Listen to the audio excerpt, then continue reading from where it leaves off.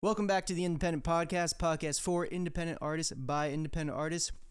Today we got Nic D. I'm Alex, and I'm so excited for today's guest. He's been a beacon of knowledge in all things music production, mixing, and more on TikTok.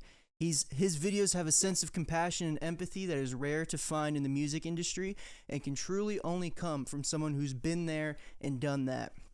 He's making the cold industry a little warmer. Guys, Shane Lance. Welcome. What's that? I like that intro. That makes me feel good. Good. Awesome. I'm glad. Yeah. What we're aiming for. Yeah. Alex is a big intro guy. I love it. No one who doesn't like compliments. I didn't come here for them, but if I'm gonna get them, I'm gonna take them. Right. Love it. I won't ask, but I won't tell you this time. Yeah, 100%. I'm not gonna turn them down. Right on. All right, I'll kick it off. A couple Yeah, questions. run it. Yeah. For the listeners out there who might not know who you are, can you give a little bit of background about what you do in music? Yes, I songwrite and produce and mix and master. I usually, like the simplest way to break it down is I tell people usually I'm involved from like concept to Spotify. At least that's my favorite way to be involved. Mm-hmm. And I came up as a musician. My parents were musicians, and I still do some of my own music. But as many people have learned, the money for me, like the job, when it was time to pick a job out of high school, it made sense to get into a studio, get into production, and help other people with their music. So Nice. that's it. I've done other auxiliary things in music along the way, in addition to like studio production stuff. But this is the only job I've ever had. It still doesn't feel like a job. My family, I have 2 kids and my wife, we're all alive. So it's working like in some form or fashion, but it still doesn't feel like a job. But not that it doesn't feel like work. It's certainly work. Right. Yeah. Right. Even on the busiest day, it doesn't feel like a job. So yeah, I can elaborate more. Of course, we'll chat, but that's the distilled synopsis. I think that's great. Amazing. Yeah. Awesome. All right, I'll keep them going, and if Nick, you have any questions, we'll keep it rolling. So I would love to ask you a couple questions about co-writing. What materials do you bring to a co-write? Do you usually come with chord progressions, lifts, riffs, lyric ideas? What someone says, I want to co-write with Shane Lance. What do you come with? That's a good question. I usually would ask a bunch of questions. What's the vibe they're going for? If there's anything in mind off the top, usually I'm coming in with like some, like if it's my desire to write, Sure, I'm the yeah. one who want to write. Yeah, you usually come in kind of knowing like what the vibe is. So I try to get a feel for that from the artist. If I'm writing with someone who, I'm essentially being paid to help them write. So make sure I have a clear vision of what they're going for, maybe some reference tracks. Ask if there's like an existing idea. Sometimes there's like a nugget that exists already. Sure. Or find out that there's none of that. And then if that's the case, progression. For me, it's all progression and melody. Words matter. It's funny. I was just talking with someone about this the other day. This isn't the question you're asking, but I think lyrics matter for sure. I came up as a singer-songwriter, so like I like to think of myself as someone. I love a clever song. I love something that like hurts your feelings in the best way, right? All that. Some of my favorite bands, like I'm finding the words mean nothing to me. So it's bizarre that at times lyrics can be secondary. So my point is, always progression and then building melody and then everything else. You know what I mean? Building drums from drums all the way up through lyrics can almost be auxiliary, or at least like we'll get to that. But like if we're co-writing, I had someone fly in a few weeks ago and we just put together like 5 to 10 ideas and it was all about progression and melody. Everything was like, that'll be easy. Drums are easy if you like the progression and melody. Yeah. Lyrics are easy if you like the progression and melody. So. Right on. What's your genre pocket? What's your favorite pocket? That's a good question. Also, it really is tough to distill. Yeah. I would say like, and I'm not just trying to sound diplomatic. Like I like a little bit of everything. Yeah. The center, just based on my like how I came up playing live instruments. I started on drums and then bass and guitar. I play some keys, although I would never. Do either of you play piano? I can do enough to write. Okay, that's about what I can do. So in company here, I can pretend to play piano. Right. If there were a real piano player present, I would not pretend to play piano. You know what I mean? Like, I know theory, I can do what I need to do. So all that said, it ends up being like in the box pop, like this like combo of live band stuff, indie pop rock. An example, like a center I use a lot is like Dominic Fike. You guys know Dominic Fike? Yeah. I'm not working on Dominic stuff right now, so that's not the claim. But like that lane, like live instrumentation, but in the box. Yeah. One of my favorite. I actually just saw him last night. This isn't a plug, but Bakar. I don't know if you guys know who Bakar is. Bakar is. If you have, check him. He's gonna blow up soon. He's already big. The show was packed last night, but Yeah. similar lane, a little rough around the edges, Nice. in a good way. But Yeah. Yeah. that tends to be the center. And then on the other end, like, I mean, I do a bunch of like post, esque like trap, pop Yeah. punk stuff, which I Mhm. realize is not the definition of post, but like Sure. that's one side. And then I just with an artist, I've never done this before. I'm not a country guy, but an artist who I've done a bunch of pop, Post Malone-esque trap Mhm. stuff over the years with. Yeah. We just did like almost like Post Malone meets Morgan Wallen, Mhm. country pop, Nice. there's Diplo vibes in there. So Mhm. that's a long. You didn't ask for a long answer like that, but there you No, go. please. Yeah. That's awesome. Yeah, Nic just started dipping his toe into the country stuff as well. Yeah, I did a No little way. bit with Yeah. my latest release. I did a little bit of Killer. twang in there Yeah. over some more pop kind of production, but I gotta check it out. I know this isn't like I assume I'm allowed to throw compliments back at you guys, but Sure, I see the clips. I see the clips all the time. You're killing it, and I don't know what you can't see where I'm pointing here, but Nic, Yeah. I know your music for sure. Your legend, your music legend precedes you. So I'll have to check out the new stuff because I've definitely Thank seen at least a handful of songs you had hit Sure. big. Sure. So the stuff's always killer. Thank you, man. Yeah. Yeah. This latest one was it's not. I mean, I'm from Virginia, Mhm. and the way that I live is like more country. Like I'm Sure. outside, I'm in the woods, Sure. I'm riding a gator, I'm cutting down trees. I'm doing all that stuff, and it just I wanted to try it. It felt right, it felt natural. Like a more especially natural with- life fit. Yeah. Yeah. So I love it. I love the song. I think a lot of Killer. people are gonna enjoy it too. And I don't know if you know the artist V Wills, but he's on It the sounds song as well. familiar, but I can't say I do. Yeah, he's also a songwriter. He's got a pub deal somewhere, but anyway, he's in Killer. Nashville. But he's a nice guy, really talented songwriter. Oh, incredible! Is the song Yeah. with him? Yeah. Cool. Yeah. Very cool. Yeah.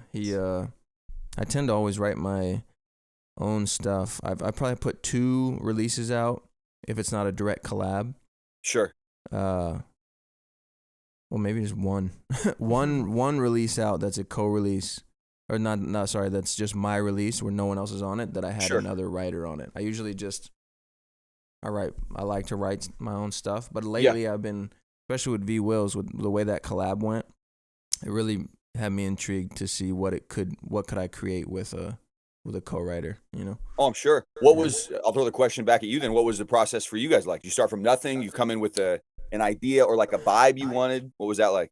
With Am I allowed to ask questions? I don't want to Sure, get kicked yeah, out. absolutely. Please, No. yeah. With this specific one with V Wills. Yeah. I'm just curious. So that was actually, he posted a snippet of the song on somewhere, and I saw it, and I was like, bro, this is crazy. And you need me on it. I didn't say that, but he said that. Yeah. No, Hell yeah. I was like, this song goes nuts. And he does a lot of snippets. So I was like, if you want, let's do this one, because I love it. And he was down, and then I went and I wrote a bunch of verses. The chorus he wrote pretty much all. I changed the chorus for the first intro to fit my personality better, but Okay, then the yep. rest of them are him, as far as the writing goes. And yeah, he actually just gave me the lead on the song. So like, Killer. I'm the main guy, but Yeah. singing his words. Sure. And now that's what I've never really done that. So that Interesting. Yeah. Yeah. So that Did was it feel different? Was it like it feel more difficult to own it emotionally, or did you feel like it just flowed smoothly? Well, it's also a breakup song, and I've been in a committed relationship for 15 years. So, Yeah. So, but I always wanted to do a breakup song, and I felt like this one was classy enough because it was in that country, Sure. Yeah. country lane. And I just, like I said, I loved the song. I loved it, and Yeah. so it was. I still love it. Yeah. Anyway, it was Killer. it I'm was gonna an check it interesting out. process. That is tough, by the way. That's a whole other conversation, but it's an interesting thing to write. You should be able to write songs that aren't just Right. specifically pertaining to your life space. I think a Yeah. good writer should be able to. Yeah. But it's tough, and it's way better, way easier. But for me, I'll say not better, but like man, songs are just you just vomit songs out when you're Yeah. sad. Yeah. It just come out, at least for me. Sure, and so, sure, but I sure. don't want to be sad. I haven't been sad like that for a long time, but it makes Yeah. good songwriting Right, really right, difficult. Yeah. I mean, Yep. Yep. And that's been my lane, really, has been just like happy pop. Yeah. Which I think a lot of people wanted happy pop. We went through the whole sad boy scene, for a while. And I think one of the outliers of where I found some success was that I was making happy music right after all of that. So. Yep. Yeah, that's true. So yeah, I feel good about it. Killer. I'm gonna check it out. All right. So you posted a little while ago about a plugin recommendation, Easy Drummer. I went and got that plugin, and it changed my life. Your plugin recommendations don't miss. Can you share any VSTs or creative plugins that you tend to reach for when you're starting a song? Oh, God. So I'm going to say something. If Easy Drummer sees this, they should hit me up. I use Easy Drummer all the time. I have been paid by now at this point, most of any plugin that I ever used. I've been doing this since I was like, I feel young still, but since 2007, which makes me feel really old. And any plugin I've ever used, all the big companies, I've now worked with them, except for Easy Drummer. I made no money off that. Not that my stuff is insincere. I'm just being really honest. Like, Pro Tools, Waves, like anything that I've worked with, they've slid me some money, but Easy Drummer has not. So this is a shameless plug that they should see that this is effective, that me talking, but right here is a prime example. So thank you for the lobbing me a softball. Yes, Easy Drummer is ridiculous. I know you already said it, but like it feels like cheating. I play drums. Drums were my first instrument. I'd always preferred track live drums. I spent over a decade in a big like analog commercial studio where everything was real and live. And so the point I'm making is that was always a priority to me, but they're so good it's stupid. It really feel like I almost feel guilty using things like Easy Drummer. But as a drummer who spent years tracking drums, they sound incredible. What were you going to say? I'm sorry. No. I was just agreeing that it really does feel like cheating, especially Easy Drummer 3. You've got the bandmate option. You throw that into Song Creator and it just does all the work for you. Yeah, it's stupid. It really is unfair. So yeah, that's a good plug. I'm trying to think of what else my go-to. The rest of my go-to stuff would be like, I do a lot of live instrumentation. So like, shout out Fender, but guitars and stuff like that. But as far as VSTs, a lot of what I, over the years, especially early on, what I've posted about and maybe content people have seen, which only, most of my life was pre-content, and at least in my mind, that was most of my career. But then pandemic hits, was just really easy to distill mixing tips. Like it's an easier thing to like swallow as a consumer. So I ended up posting a lot of that, even though it wasn't my primary focus per se. So all that said, as far as mixing specific stuff, I'm trying to boil this down for you. I use a ton of the Sound Toy stuff. Sound Toys. Yeah, I use like the Decapitator. Echo Boy, I think is theirs.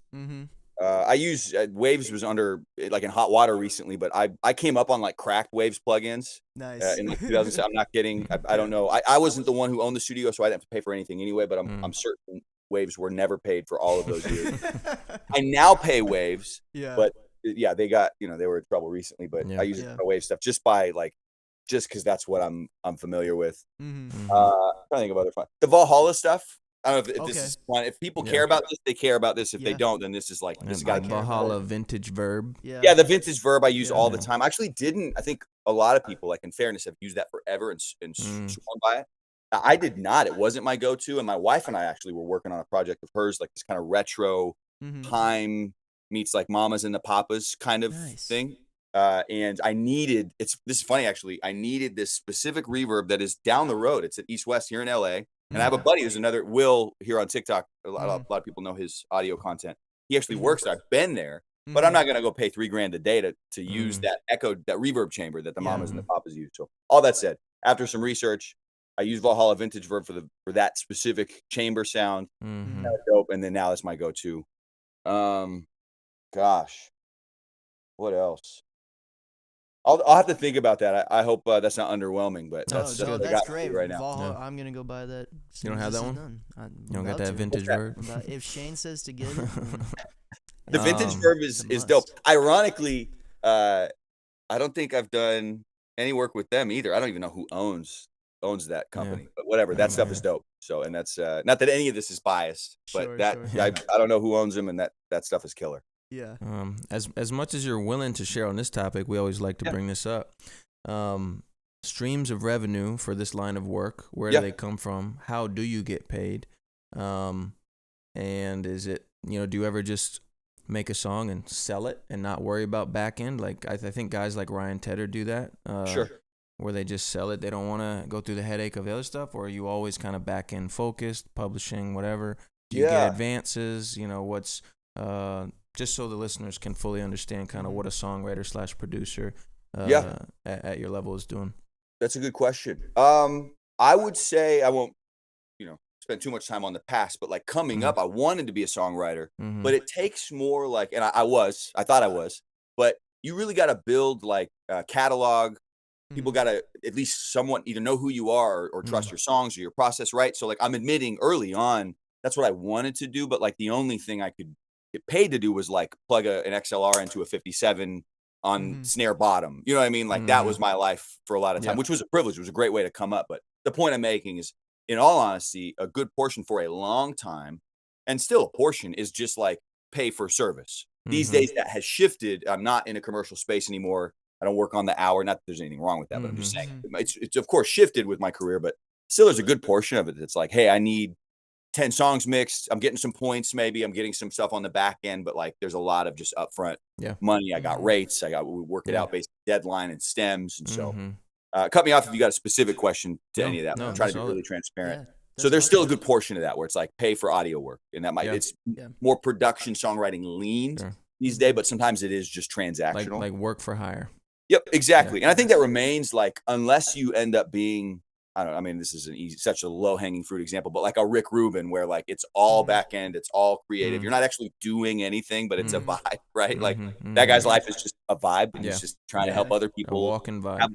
Have a vibe. Yep, exactly. That's all back end. But I think for anyone living on Earth, like usually there's still going to be a lot of service involved, which I don't even say that negatively. I'm trying to be honest, but I love it. I still love it. I get a lot of artists who just need help bringing to fruition. Maybe a song that exists already. I'll end up getting something on the back end, but they need just some practical help bringing it to fruition. You know what I mean? Like I got this idea. I just can't get it I can't finish the bridge and I don't know how to get the right drum sound and then the mix. You know what I mean? It's a lot of that. So, and then there's certainly some back end stuff as a songwriter. That's the vast majority of it is like maybe some pay up front for time or just like a set rate. But stuff on the back end. And then this wasn't the case until the last few years, which this was like a legitimate blessing through the pandemic. But through the last few years and like shifting to social media, which I didn't have anything. I didn't even have Instagram until 2020. It was just serendipitous. It was right before the pandemic. Literally, like for me, it's God. Like I look back, I told my wife, like, I think we want to move. I was based in Seattle forever, which I loved. I have nothing negative to say. But I was so based in a local community. We literally looked at each other and we're like, I'm so tethered here. Like I have to be here. I think I need to become like, I need my brand. It sounds so cheesy, but it's also so true. Right. Yeah. I need it to be available. Like I need it to be discoverable. Yeah. And I made an IG and then pandemic hit. And at some point I made a TikTok, just like all of us, just to waste time. So the point I'm making is expand that to now. And that has worked out pretty well for my niche. It's such a tiny niche, but for my niche, that's worked well. Has certainly given me those things, like a forward-facing part of the brand. And then, speaking of money, point I'm making is that's definitely brought on like corporate money from like Pro Tools. I'm doing something. I'll post for Pro Tools later this week. Right. I'll do some Slate stuff later. So little things like that. Yeah. And again, transparent. I mean, this isn't patting myself on the back. This is like honesty. Like that can be a big chunk at times. That wasn't the job, so it always feels it's a privilege to feel this way, but it always feels like bonus. But my God, I don't know if anyone needs this. Is I'm actually saying this in hopes of being helpful, but corporations have money that artists do not have, and so these are gonna be. I'm gonna pull random numbers out of the air. This isn't bragging, but I could make 12 grand on music in a month, but then have a company come in and be like, hey, will you shoot 2 30-second videos for $8 grand? And I'm like, that sounds great. You know what I mean? And that's not, if that could sound dickish to someone who doesn't know, but people have nothing compared to most like real, even TikTok, IG, like my followership is so low compared to real influencers. So point I'm making is there is money in content. If you don't mind talking, and you can find a way that feels authentic to you and that people don't think is too dickish, which there's just going to be some of that anytime you're promoting anything, then it can be a lucrative way to like add some, would you say a stream, a revenue stream. So I'll take other specific questions if you want. I know it's a lot of No, information. it's good. It's good. No, I appreciate the transparency. I think it was that's awesome. what the podcast is all about. Mm-hmm. Love it. Yeah, I've got more questions. I can keep them going. Yeah, run through. As someone who's heard every negotiation tactic and question from a multitude of different people, this one is for the independent producers and mixing engineers out there. What are some do's and don'ts of negotiating a rate? Ooh, I just recently posted a thought on this, so I'll quote myself. Yeah. Gosh, it's so tough. I'm gonna just preface this by saying it's Sure. really tough because you're like the disparity between where someone might be at the beginning and later in their career Absolutely. is massive. Absolutely. And that massive gap I could rewind 5 years and I was in a drastically different place than I was Sure. now. You know what I mean? So there's a lot, so much fluidity to it. It's Yeah. insane. And again, in transparency, I've done this week something for 500 that I'll do next week for $50 for a friend. You know what I mean? Right. Like, Yeah. it really is.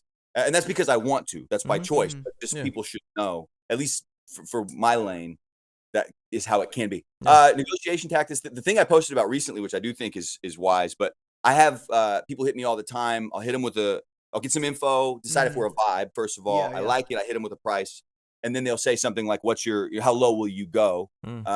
So like maybe a really distilled tip would be just like, don't answer. I wouldn't answer that. I wouldn't like. Yeah. What I tell the artists when they ask that is like, look, you're asking me to negotiate against myself. Like, you know what I mean? You're gonna sit there Right. quietly while like I talk myself into a deal for you. We're not gonna Mhm. do that. So that's one simple tip I would give is like, instead of answering like how low will you go, which is gonna be common for anyone at any level, I would just ask the person what their budget is and then see Right. if you can make it work, or let them know. Usually the conversation goes, I'll chime back in and say, well, I'll literally say, I'm not gonna do that. I'm not gonna go against myself, but you tell me what you got. We'll see if we can make it work. And then we bounce back and forth a little bit. I can't go that low, but I'll meet you here, kind of thing. Gosh, other negotiation tactics. It's really tough. This is like an adjacent thought that's separate from negotiation. It's tough to negotiate. I think for a lot of people, like it's rare for I say this in defense of especially engineers, but it's really rare for people on the service side of music. It's one thing when you build a rapport as a writer and maybe have some authority. It can be really tough when you're providing a service to have really any power. And it's too bad that it's that way, but I think it's often really transactional. Right. And engineers, although incredibly vital, people maybe have this habit of just like, look, I can go get another one if I need to. So all that said, I think just if you're doing hourly rates, have a rate that feels good and be ready to say no if you need to. Gosh, yeah, I don't know if I have any more. If you got other specific questions about it, you can ask it. But that's great. it. That's a big one. I think that's fantastic. I really like that TikTok that you posted to not negotiate against yourself. Yeah. I thought that was great. Yeah, I can keep going. Nick, do you have anything? No, you go. Can you double check that phone for me real quick? Good. Cool. Alrighty. These days, you don't need a multi-million-dollar studio or big budgets to make great songs. Assuming that an artist has the essentials like a pair of monitors, a pair of headphones, an interface, maybe a MIDI keyboard, what's the next step that someone should consider to level up their home studio? Is that upgrading the interface? Is that sound treatment? You've mentioned monitor tuning many times on your TikTok. Is it better monitors? What do you think? Also a great question. Gosh, it really depends on what you're doing, I think. If your focus is production, then I would say monitors and headphones are less important. Like you want to hear what you're doing, but it's less important that you're hearing it perfectly, right? It's just more about hearing the vibe. And so in that case, I'd suggest gear. So, if someone's producing, I'd upgrade whatever piece of gear. If they got, I'm looking at a MIDI keyboard here that's doesn't have quite enough scale for it, I should probably upgrade it. That kind of thing. Like upgrade what you need to, look around, upgrade what you need to. And then if you're mixing, I mean, I talk about the monitor thing a lot. Again, it's easy to I talk often about mix stuff because there are a lot of people at home trying to do that. For me, beginning of the pandemic, again, I'd been in a big commercial space for over a decade. So I was at home all of a sudden, and it made a big difference for me to actually didn't upgrade my monitors right away, but I treated the space I was in as best I could because I was just in the back, literally back of my living room. It's like a vaulted ceiling in not a good way. Like it was just way too live.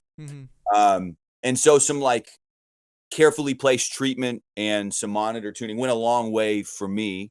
I'm hearing already, like whenever I post about that, people chime in comments. It's a a very finite science, the Mhm. science of room treatment and monitors and stuff. Right. And at a studio level, it's done like incredibly meticulously and Mhm. with big budgets. You're building walls are angle, it's 2 walls, sand, right? So there's a lot that goes into it. The Mhm. reason I'm acknowledging all that is to say, to me, those little things, even if not don't get you too perfect, Right. those little steps forward do make a big difference. So Right. yeah, I would, if you're mixing, I'd focus maybe on monitors, Mhm. some treatment, and tuning. I think that's it. I would say plugins. We talked earlier about plugins, Mhm. and that can be fun. But Yeah. gosh, I feel like, and I would say this is true for anyone who's willing to put their mind to it. So this is also not just patting myself on the back. But if I Mhm. was forced to use stock plugins, I can make it work. Like you can make Right. work what you need. So I push plugins I like often. Every once in a while, I'll pedal one for a company. Like all that's true, but like you can make no problem admitting, make Mhm. work what you got. I Mhm. would, Yeah.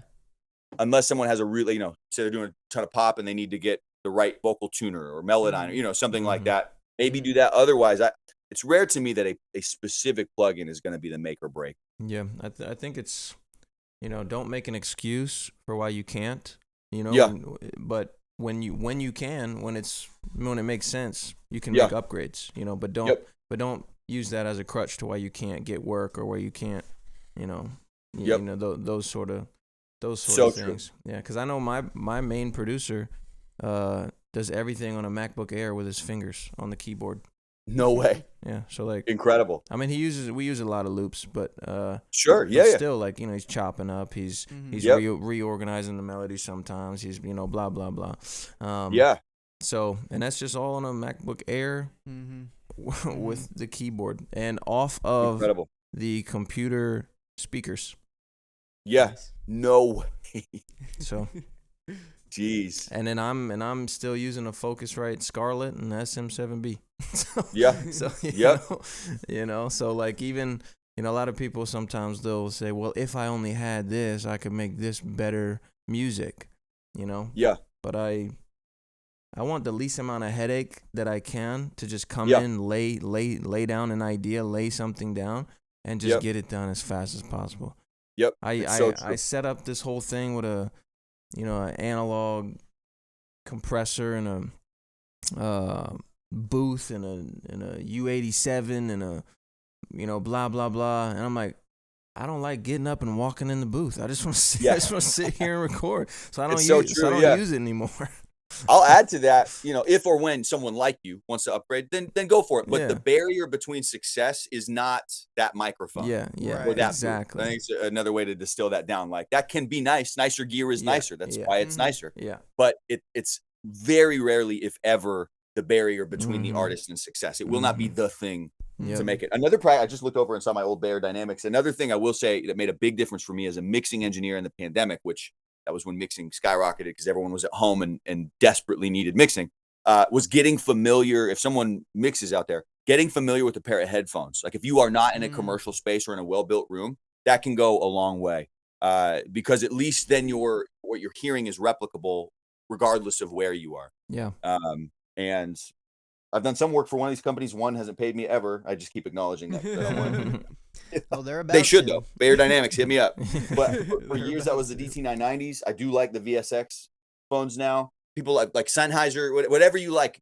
Pick a pair of headphones Yep. and get really familiar with it, and that will go a long way. And I can Yeah. tell you that again, as someone who had to take a break from a big commercial space, like a killer space, and all of a sudden was on a $200 pair of headphones, made a big difference. And from then on, I made a conscious decision to always be familiar, like make intentional practice of being familiar with a pair of headphones, just in case. Yeah. I got to travel. I got to, what I mean, work at someone else's studio. At the very least, I'll have that familiarity in my pocket. Sure. Nice. Alex, let's do one more question, and then I have to take Connor to the airport. Sure. And then after that, Shane, I would love to connect with you. Easy. Outside of okay, so let's Awesome. let's run one more. All right, last question. We all know that TikTok and YouTube can teach us just as much about music as any university. For those of us who want to gain a better knowledge of production, mixing, songwriting, is there any channels, courses, pages, TikToks, anything that you would recommend for someone who wants to level up? Another good question. I'll say up front, this isn't what you're asking, but conceptually, I think the fact that anyone can post anything on TikTok, YouTube, IG, whatever, I think is brilliant. I think coming up, I was like desperate for all that information, which again, I'm not that old, but it was a different internet scape. Like the wwws were different in 2007 when I was in school. So Yeah. I think, I mean, just find your favorite, you know, search a keyword, production, mixing, whatever on TikTok, IG, or YouTube.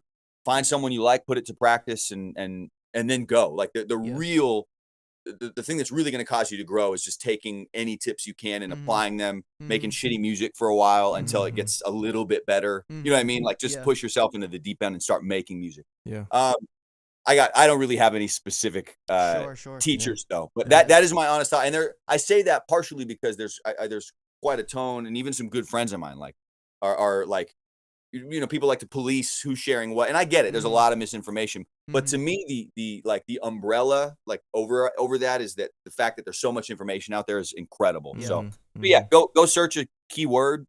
How about I plug myself? That's the only specific person. I was gonna say, but I'm not a course guy. I have no desire to do any more content creation than I'm doing. I like to point the camera at my face, say something, and throw it up. So there are certainly more intentional teachers than me, but yeah, go search it.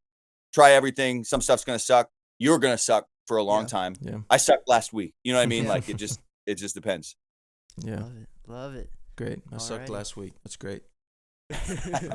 Shane, thank you so much for coming on. I really appreciate it. We both did. This was fun, guys. Yeah, it was awesome. Let's run it back.